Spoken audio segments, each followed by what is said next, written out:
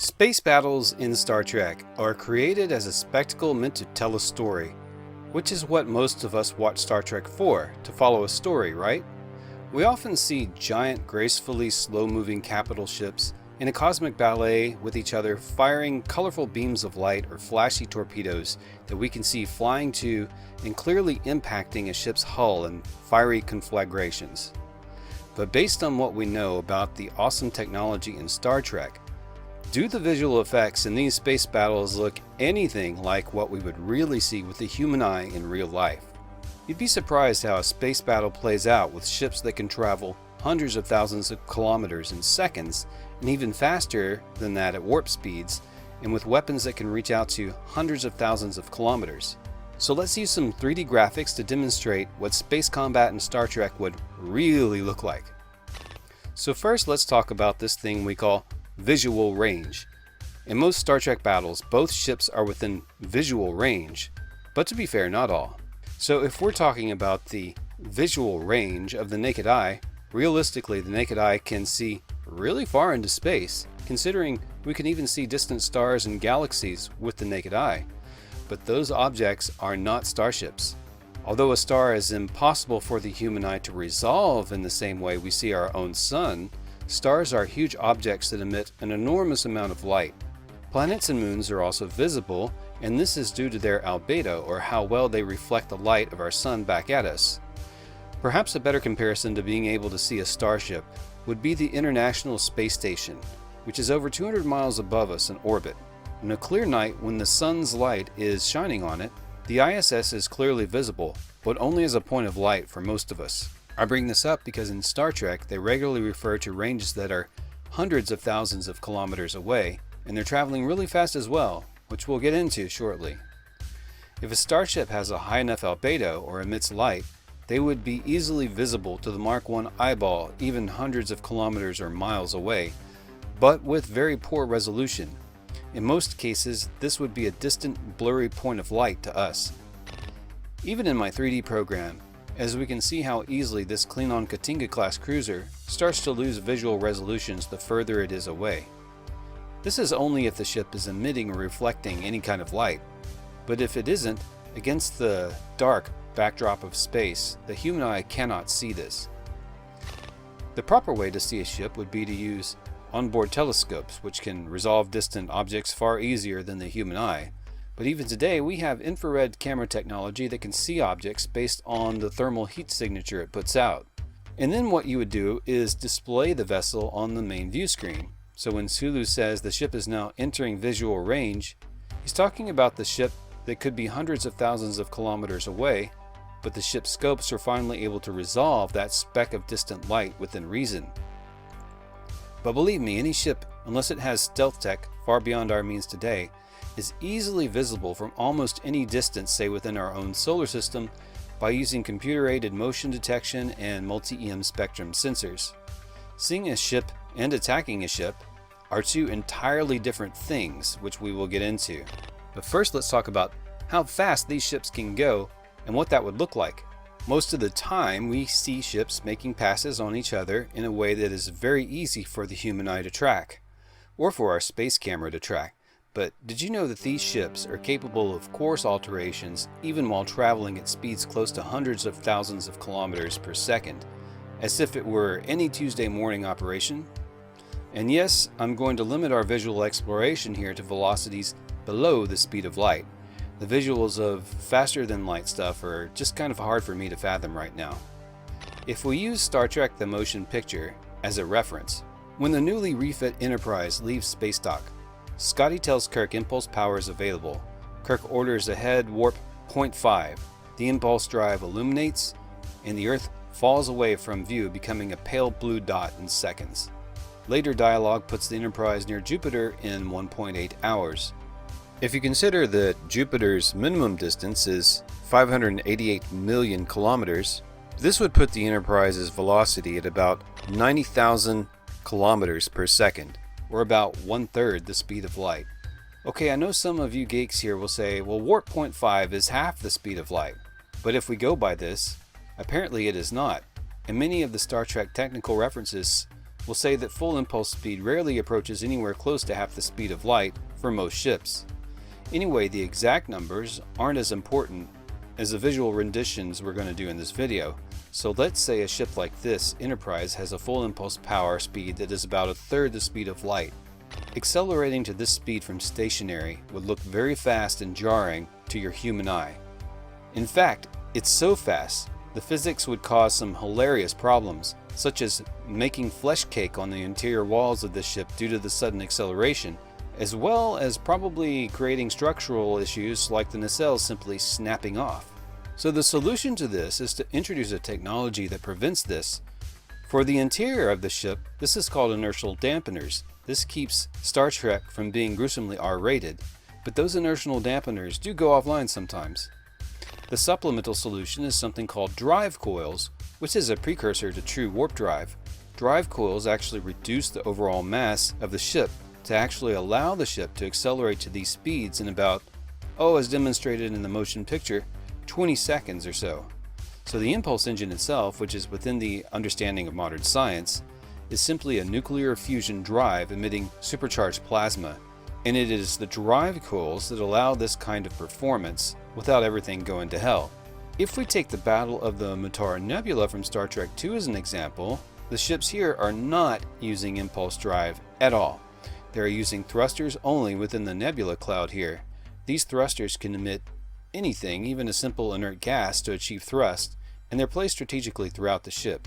Now, if both ships were traveling at impulse speeds, well, let's take this classic scene from the earlier battle in Star Trek II, where the Reliant slowly passes just over the Enterprise before making its escape. If the Reliant had engaged impulse engines, it would look less like this and more like this. So yeah, ships passing close to each other would resemble a mere blur, assuming it's emitting any kind of light to see at all. Like a tracer bullet at night, it would look like a simple streak passing over the Enterprise. So if you have ships that can accelerate from 0 to tens of thousands of kilometers per second in mere seconds, you need to have weapons that can deal with this. Let's get into weapons. And we'll fast forward to the TNG era for now, using this Galaxy class as an example. Most of the time, a phaser or other beam weapons on screen look like this. Now usually it's not quite like a laser, because a laser is more of an instantaneous beam to the human eye as it travels at the speed of light, which is 300,000 kilometers per second.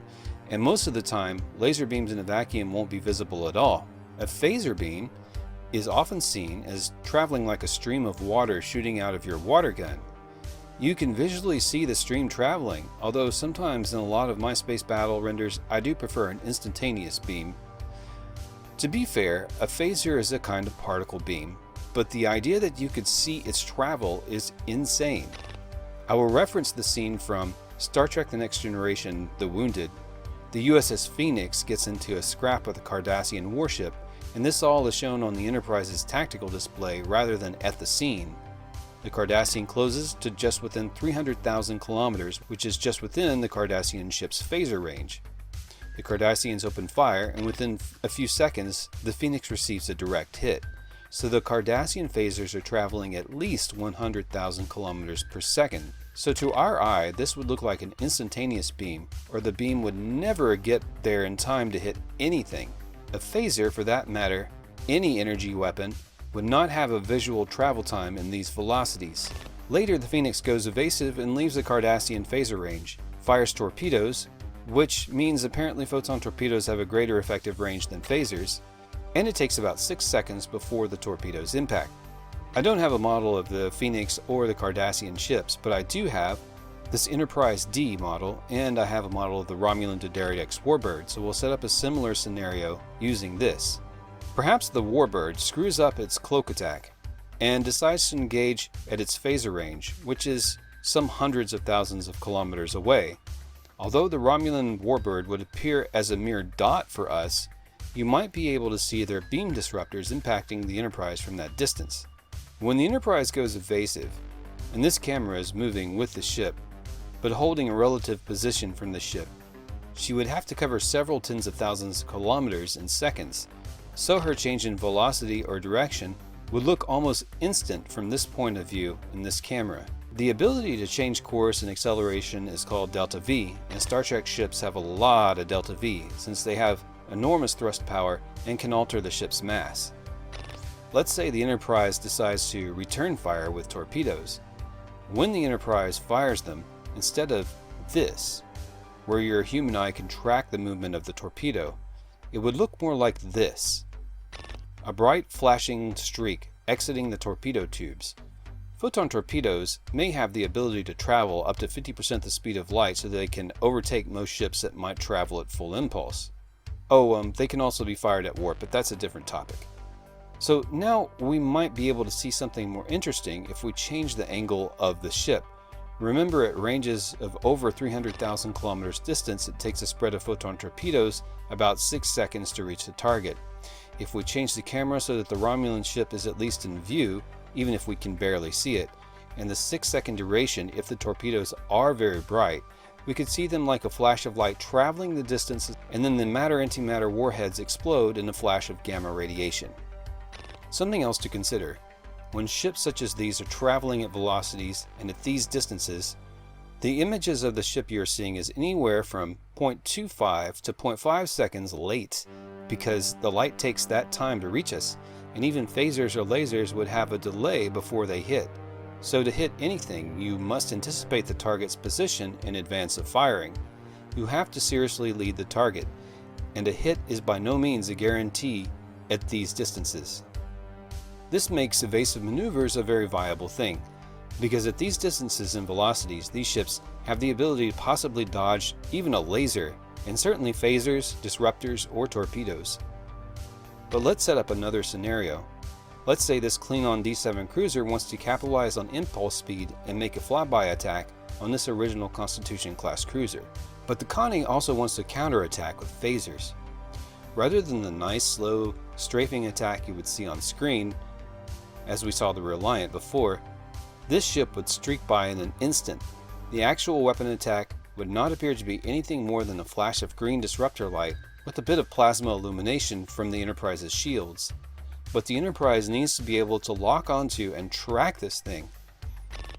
This means that almost any turreted weapon in Star Trek is going to have extremely fast tracking and able to spin its aiming direction in an instant.